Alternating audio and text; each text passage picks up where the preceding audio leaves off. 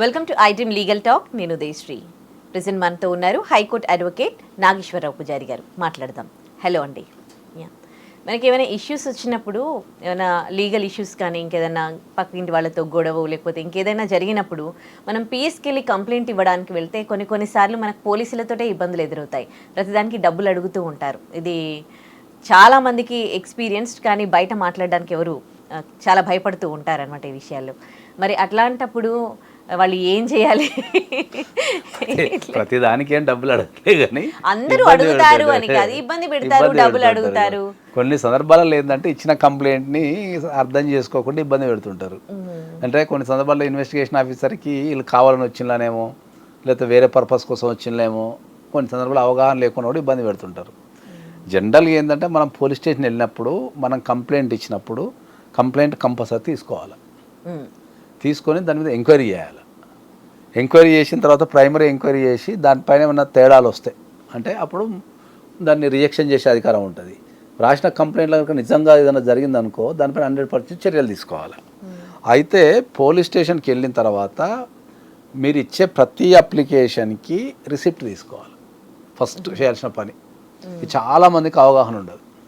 వెళ్ళి కంప్లైంట్ ఇస్తారు, వచ్చేస్తారు, అంతే. ఇంకా సో ఎప్పుడైతే నువ్వు పోలీస్ స్టేషన్కి వెళ్ళి ఇర్రెస్పెక్టివ్ ఆఫ్ యువర్ సమస్య, మీ సమస్య ఏముందని కాకుండా మీరు కంప్లైంట్ ఇస్తే దానికి కంపల్సరీ వాళ్ళు రిసిప్ట్ ఇవ్వాలి. ఫస్ట్ ఆ కంప్లైంట్ తీసుకుంటే రిసిప్ట్ ఇచ్చి దాని మీద ఎంక్వైరీ చేసి దాని మీద డిసిషన్ తీసుకోవాలి. ఎప్పుడైతే రిసిప్ట్ ఇస్తారో అక్కడ నుంచి పోలీసుల డ్యూటీ ఇమీడియట్లీ వాళ్ళకి రెస్పాన్సిబిలిటీ పెరిగిపోతుంది. సో వీళ్ళు ఏం చేస్తారు, ఆ రిసిప్ట్ చిరిగింది అంటే, ఆ రిసిప్ట్ వచ్చింది అంటే వీళ్ళకి రెస్పాన్సిబిలిటీ పెరుగుతుంది కాబట్టి దానికి జవాబుదారీతనం పెరుగుతుంది కాబట్టి మ్యాక్సిమం రిసిప్ట్లు ఇవ్వరు మన పోలీస్ స్టేషన్లలో. పోగానే ఈ ఆడ పెట్టుకొని టేబుల్ మీద పెట్టుకొని కూర్చుంటారు, ఇంకా చూస్తుంటారు. సో ఎప్పుడైనా సరే మీరు పోలీస్ స్టేషన్కి వెళ్ళి కంప్లైంట్ ఇచ్చిన తర్వాత ఫస్ట్ రిసిప్ట్ తీసుకోవాలి కంపల్సరీ. రిసిప్ట్ అడగండి, కంపల్సరీ ఇస్తారు. తర్వాత వాళ్ళు కంపల్సరీ కంప్లైంట్ తీసుకోవాలా. తీసుకున్న తర్వాత వాళ్ళు కంపల్సరీ ఇన్వెస్టిగేషన్ చేయాలి.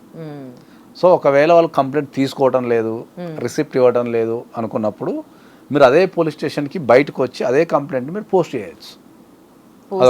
పోస్ట్ చేయాలి. పోస్ట్ చేసి మీ దగ్గర పెట్టుకుంటే రిసిప్ట్ ఉంటుంది ఒకటి. దాని తర్వాత పోయి అడగాల, మీరు సార్ మీకు తీసుకున్నాం కదా ఒకటి అడగాల. ఒకవేళ అక్కడ కూడా మీకు రెస్పాన్స్ రావటం లేదు అంటే నెక్స్ట్ లెవెల్ ఉన్న పై అధికారి దగ్గరికి వెళ్ళాలి. పై అధికారి దగ్గరికి వెళ్ళి అక్కడ కంప్లైంట్ ఇవ్వాలి, సేమ్ కంప్లైంట్. సో మీకు అక్కడ కూడా తిరస్కారం గురైంది అంటే, సో మీకు ఇక్కడ రావటం లేదు అక్కడ రావటం లేదంటే అప్పుడు మీరు కోర్టుకి వెళ్ళాలి.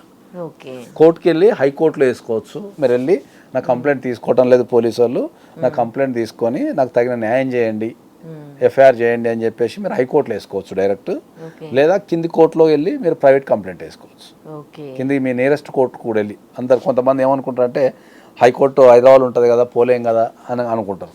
ఎందుకంటే హైకోర్టు అనేది మనకు క్యాపిటల్ సిటీలో ఉంటుంది కాబట్టి అట్లా ఫీల్ అయ్యే వాళ్ళు ఎవరైనా ఉంటే మీరు ద నియరెస్ట్ కోర్టు, మీ దగ్గర ఉన్న నియరెస్ట్ క్రిమినల్ కోర్టుకి వెళ్ళిపోయి మీరు ఇట్లా నేను కంప్లైంట్ ఇచ్చినా తీసుకోవటం లేదని చెప్పేసి మీరు మీ అడ్వకేట్ని పట్టుకొని కానీ మీరు కానీ జడ్జి గారికి మీరు కంప్లైంట్ ఇస్తే డెఫినెట్లీ మళ్ళీ దానిపైన చర్యలు తీసుకొని పోలీసు వాళ్ళకి ఇన్స్ట్రక్షన్స్ ఇవ్వటం, కంప్లైంట్ తీసుకొని ఎఫ్ఐఆర్ చేసి ఇన్వెస్టిగేషన్ చేయమని చేయటం కానీ, లేకపోతే అప్పుడప్పుడు కోర్టే దాన్ని తీసుకొని కోర్టు ఇన్వెస్టిగేషన్ చేయడం కానీ జరుగుతుంది.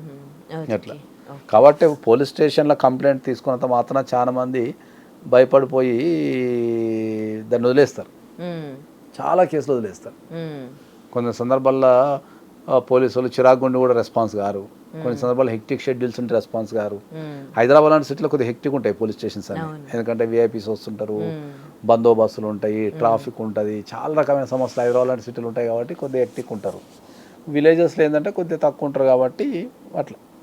కాబట్టి చట్టంలో ప్రతి దానికి ఒక ప్రొవిజన్ ఉంటుంది, ఒక రూల్ ఉంటుంది. సో మీకు ఏదైనా సరే ఒక ప్రొవిజన్ లేక ఒక పని జరగటం లేదనుకుంటే మీరు ఒక ఎక్స్పర్ట్ అడ్వకేట్ని కలిసి కనుక మీరు మాట్లాడగలిగితే వాళ్ళు మీకు సలహా ఇచ్చే అవకాశం ఉంటుంది. Right, thank you.